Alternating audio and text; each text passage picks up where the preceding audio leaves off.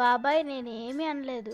చెల్లి వాళ్ళ ఫ్రెండ్స్ వస్తున్నారని మంచి రుచికరమైన మష్రూమ్ బిర్యానీ వండాను. నాకు ఆకలేస్తుందని కొంచెం మష్రూమ్ బిర్యానీ పెట్టమని అడిగాను బాబాయ్. చూస్తున్నా అన్ని చూస్తున్నా. నువ్వు వేసే వేషాలు, చేసే పనులు అన్ని చూస్తున్నా. ఇదే నీకు ఆఖరి వారిని. ఇంకొకసారి చెల్లిని అన్నావో నిన్ను చీకటి గదిలో పడేస్తా. వెళ్ళు, త్వరగా వెళ్ళు. నాకు కూడా చికెన్ బిర్యానీ ఇంకా మటన్ బిర్యానీ తయారు చేయి. భగవంతుడా, నాకేంటి ఈ కష్టాలు? ఇంకా నేను చదువుకోలేనా?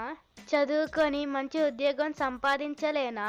ఎప్పుడు ఈ చికెన్ బిర్యానీలు, మటన్ బిర్యానీలు వండడమేనా నా పని? లేదు, నన్ను ఎంతమంది తిట్టినా, ఏం చేసినా చదువుకుంటాను, మంచి ఉద్యోగం సంపాదిస్తాను. భగవంతుడా, నేను బాగా చదివాను, మంచి ర్యాంక్ వచ్చేలా దీవించు.